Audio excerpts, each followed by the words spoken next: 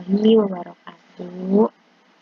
Bertemu lagi dengan mata kuliah asistensi PPH, OP, dan Badan. Tidak terasa kita sudah memasuki menjelang UTS. Demi memperlancar persiapan UTS nantinya, maka kami tim asistensi sepakat untuk membahas soal UTS tahun lalu. Karena biasanya soal UTS ini tidak berbeda jauh dengan UTS tahun-tahun sebelumnya. Oke, lanjut aja. Yang pertama ini ada soal teori. Sebutkan dan jelaskan metode penyusutan yang diperkenankan dalam menghitung penghasilan kena pajak dalam Undang-Undang Pajak Penghasilan Undang-Undang Nomor 7 Tahun 1973 yang terakhir diubah dengan Undang-Undang Nomor 36 Tahun 2008 dan berikan contohnya.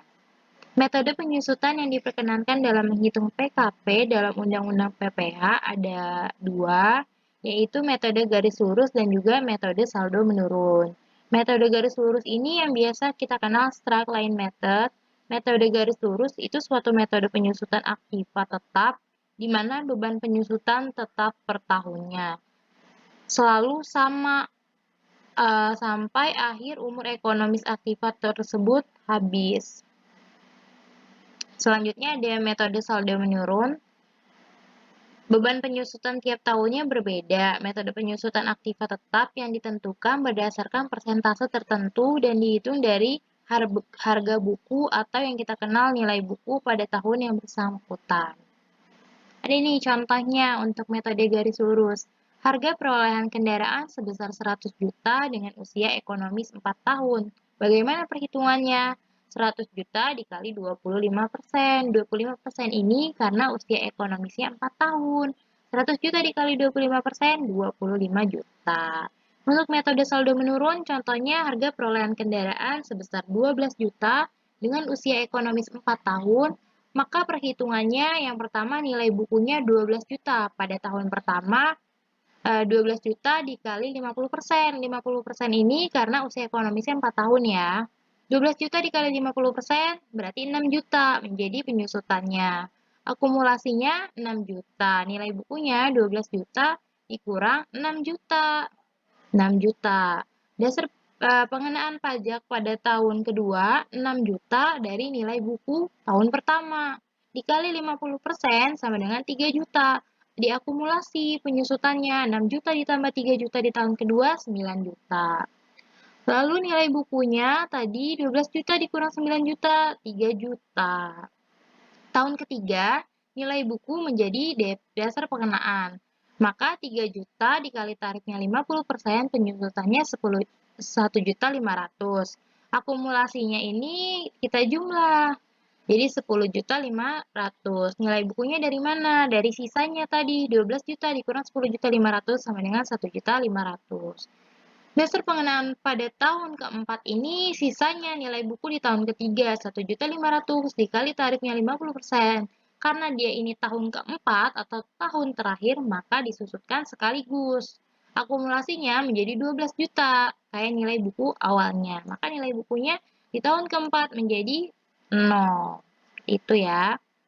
Terus yang kedua, sebutkan dan jelaskan jenis biaya yang tidak diperkenankan dikurangkan dalam menghitung penghasilan kena pajak pasal 9 ayat 1 Undang-Undang PPH.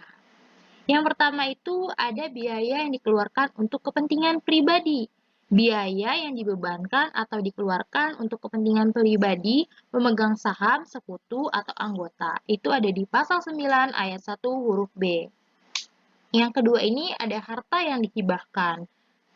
Pasal 9 ayat 1 huruf G, harta yang dihibahkan, bantuan atau sumbangan, dan warisan sebagaimana dimaksud dalam pasal 4 ayat 3 huruf A dan huruf B, kecuali sumbangan, sebagaimana dimaksud dalam pasal 6 ayat 1 huruf I, sampai dengan huruf M, serta zakat yang diterima oleh Badan Amil Zakat atau lembaga amil zakat yang dibentuk atau disahkan oleh pemerintah, atau sumbangan keagamaan yang sifatnya wajib bagi pemeluk agama yang diakui Indonesia yang diterima oleh lembaga keagamaan yang dibentuk atau disahkan oleh pemerintah yang ketentuannya diatur dengan peraturan pemerintahan PP 18 tahun 2009 dan SE strip 80-PJ-2010. Selanjutnya ada pajak penghasilan pada pasal 9 ayat 1 huruf H. Selanjutnya ada sanksi administrasi, bisa berupa bunga, denda, dan kenaikan serta sanksi pidana berupa denda yang berkenaan dengan pelaksanaan perundang-undangan di bidang perpajakan.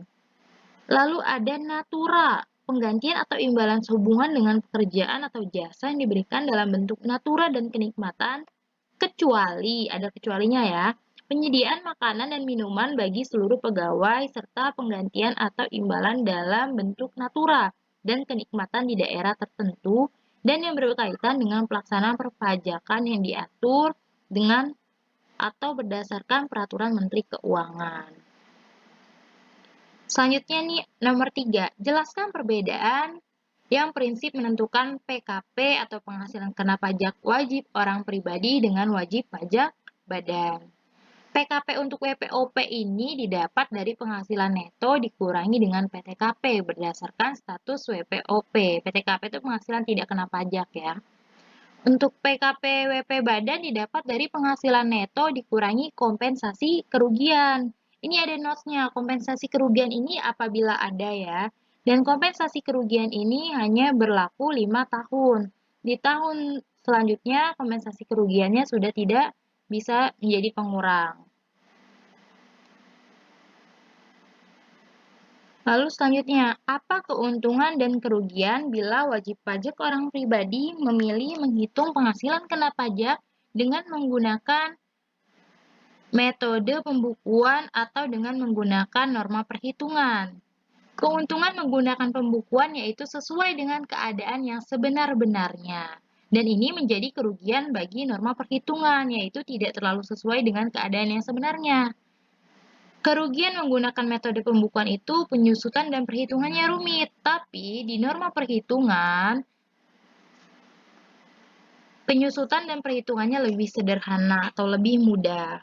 Tapi ada notes nih, keuntungan menggunakan norma perhitungan, adanya kemudahan praktik penghitungan pajak, wajib pajak juga tidak perlu mengeluarkan biaya besar untuk menyelenggarakan pembukuan. Untuk yang lainnya, adanya kemudahan menghitung PPh, kerugian dan penggunaan standar norma ini akan selalu berposisi laba, sehingga akan selalu dikenakan pajak. Nanti semester selanjutnya kalian akan belajar tax plan atau perencanaan pajak. Di situ akan dibahas nih bagaimana caranya agar pajak kalian tidak terlalu tinggi, tapi tidak melakukan kecurangan, masih dengan menaati perundang-undangan pajak. Ntar kalian akan bahas lebih dalam lagi. Oke, selanjutnya ini ada soal 2. Soal 2 ini hitungan ya.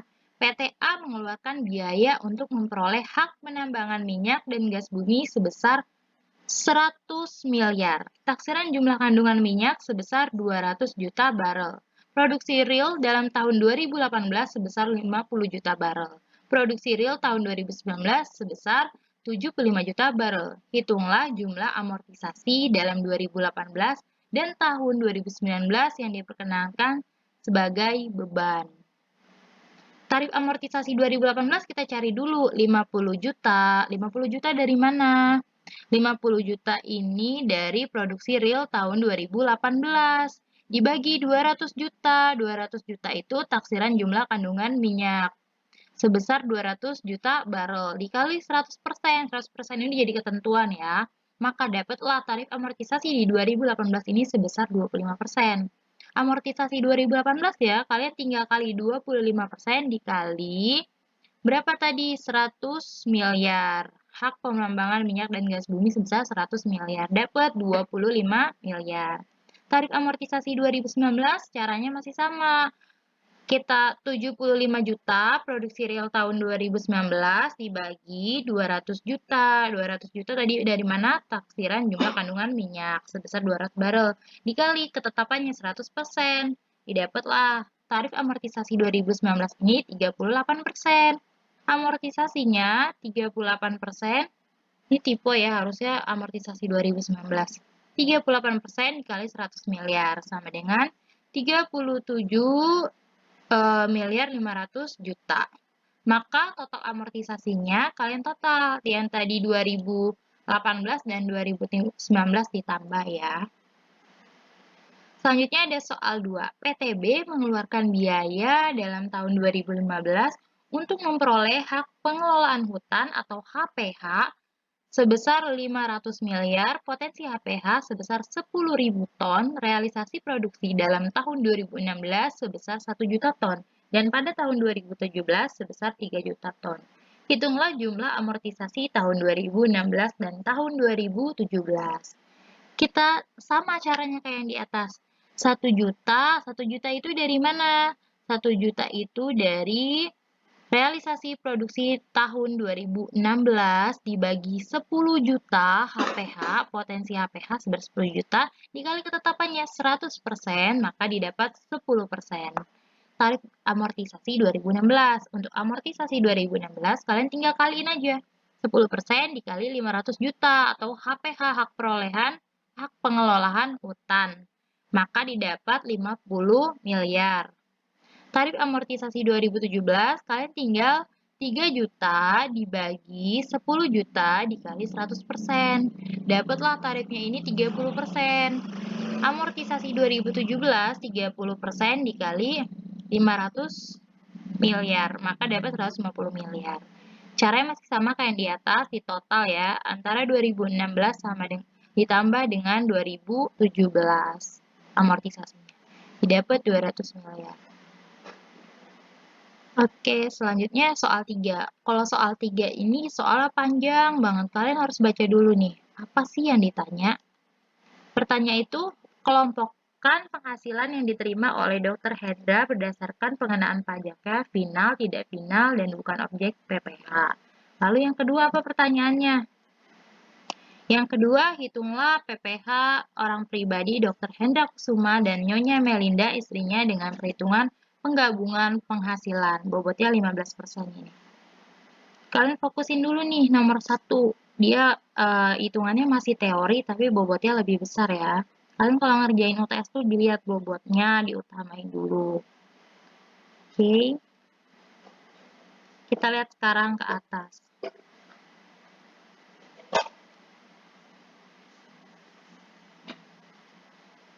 Data wajib pajak.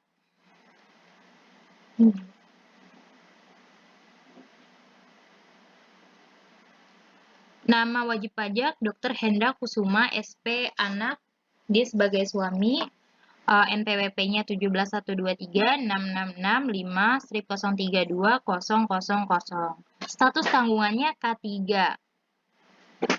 Terus alamat tempat tinggalnya Jalan Delima Merah, Kelurahan atau Kecamatan Gandaria, Jakarta 12570. Nomor teleponnya 021781235. Pekerjaannya sebagai dokter dan pengusaha furniture. Nama WP yang kedua ini istrinya Melinda SEMAK, NPWP-nya 18321 76550320000. Pekerjaannya sebagai dosen.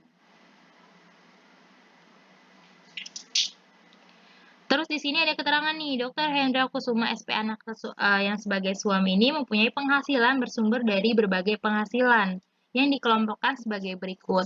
Ada penghasilan dari usaha tahun 2019, usaha furniturnya tadi, bulan Januari sampai dengan Desember.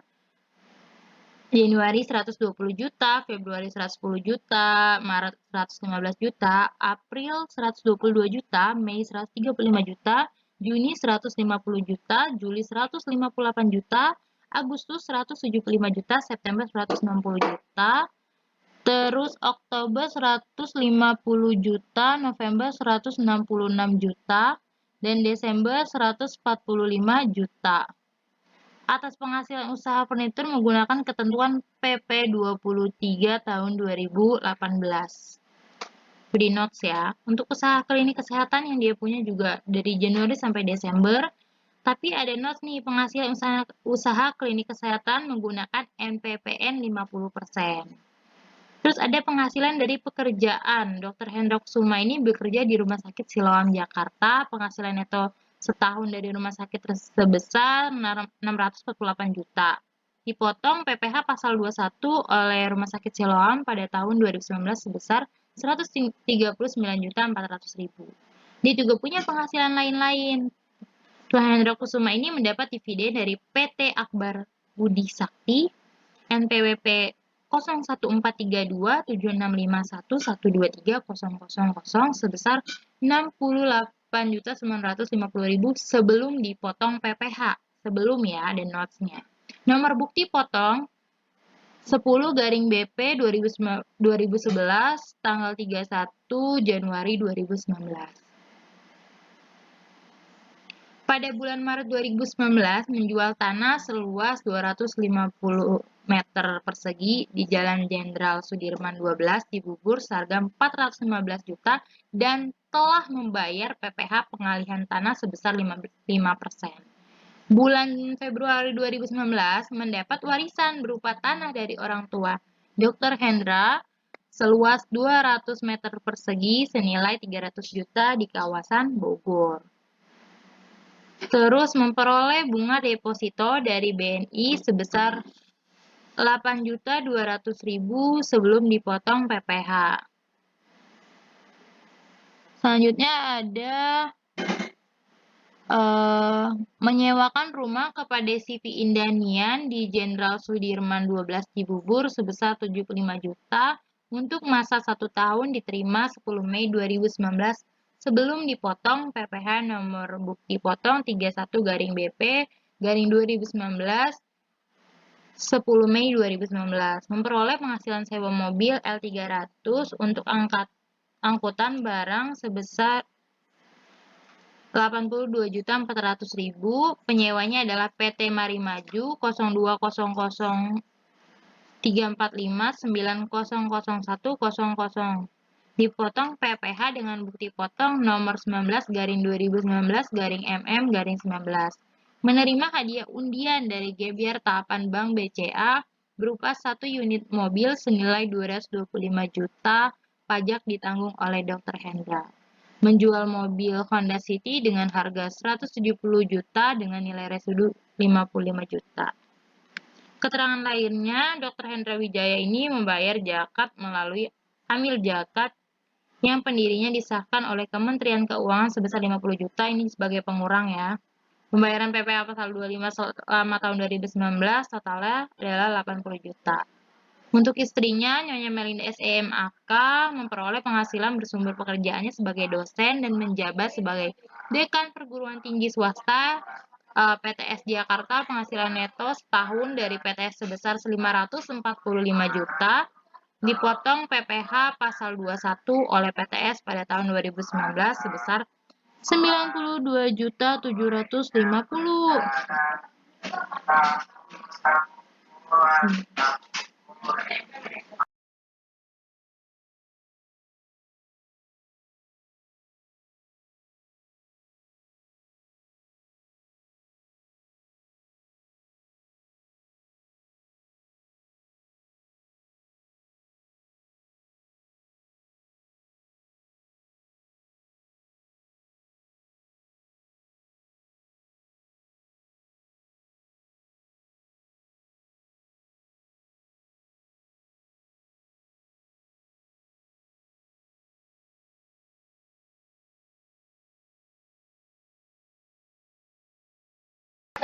Nah, kita tuh diminta pengelompokan pajak mana penghasilan yang bersifat final, tidak final, dan bukan objek PPh.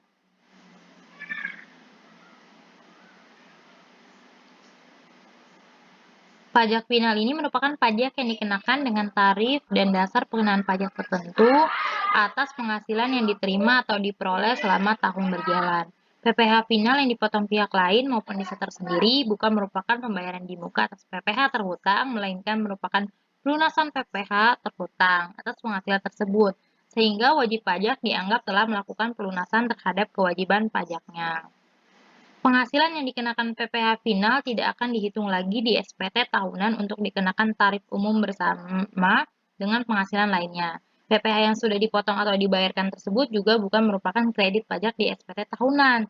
Secara sederhana, perbedaan PPh final dan tidak final ini, PPh final ini berarti pajak sudah selesai, sedangkan PPh tidak final berarti kebalikannya dari PPh final, yaitu belum selesai. Perbedaan PPh final dan tidak final bisa dilihat misalnya terkait pengenaan pada surat SPT, surat pemberitahuan tahunan atau SPT, bisa kita lihat itu perbedaannya sangat signifikan. Terus juga PPh final ini ada banyak contohnya, kalian bisa googling aja. Terus kita kelompokin ya. Dari yang tadi udah aku baca, yang termasuk PPh final itu yang pertama ada dividen. Dividen penghasilan atas dividen dari PT Akbar Budi Sakti 68.950.000. Berupa tanah ini 415 juta. Hadiah undian berupa mobil ini 225 juta. Terus ada penghasilan dari sewa rumah 75 juta dan ada tadi di atas penghasilan atas bunga deposito dari BNI sebesar 8.200.000. Yang tidak final itu ada penjualan harta berupa mobil 170 juta, terus ada sewa mobil 82.400.000 dan juga gaji istri. Lalu yang bukan objek PPh ini warisan ya. Warisan itu yang tadi orang tuanya memberikan warisan berupa rumah sebesar 300 juta. Itu ya. Kalian tabelin aja, nggak usah ditaruh harganya juga nggak apa-apa, atau mau dijelasin juga nggak apa-apa. Ini, kalau kalian mau hitung ya, dari penghasilan usaha tahun 2019, kalian jumlah semua dari Januari sampai Desember, dapat 1.706 juta. Kalian coba kalkulator sendiri juga ya. Terus usaha klinik kesehatan dari Januari sampai Desember ini 826 juta. Penghasilan dari pekerjaannya tadi neto setahun dari pekerjaan 648 juta dipotong PPh. Pasal 21 tahun 2019-nya 139.400.000. Ada penghasilan lain-lainnya.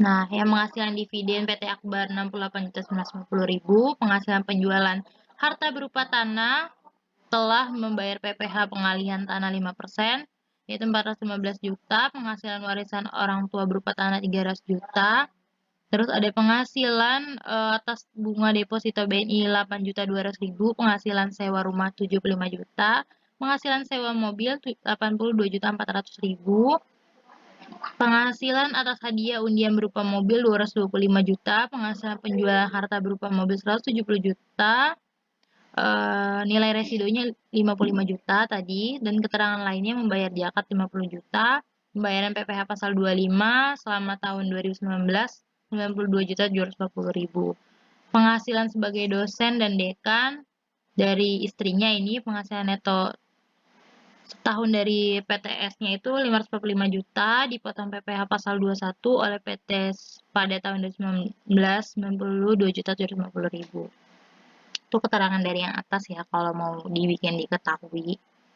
Lalu pengelompokan penghasilannya yang udah tadi udah aku sebutin.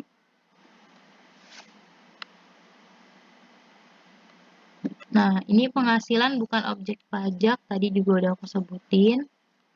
Gimana cara ngitungnya? Tadi penghasilan neto dari usaha furnitur udah kita hitung 1.706 juta. Penghasilan neto usaha kliniknya tadi 826 juta dikali 50% udah diketahui dari soal ya. 413 juta. Penghasilan neto dari penghasilan lain-lain yang pertama itu sewa mobil 648 juta. Penghasilan sewa mobil 82.400.000, penghasilan atas penjualan harta berupa mobil 170 juta, penghasilan istri 545 juta. Jumlah penghasilannya didapat 3.564.400.000, terus dikurang zakat 50 juta, penghasilan setelah zakatnya 3.514.400.000. Terus dia PTKP K3, diketahui dari soal tadi ya. PTKP K3 ini 72 juta, berarti penghasilan setelah pajak dikurang 72 juta, PKP-nya 3.442.400.000. Pajak penghasilan seperti biasa, tarif progresif, 5% dikali 50 juta, 2.500.000. 15% dikali 200 juta, 30 juta, 25% dikali 250 juta, 62 juta 500. 30% dikurang dari berapa sisanya? 2.942 juta 400 ribu. Didapatlah 882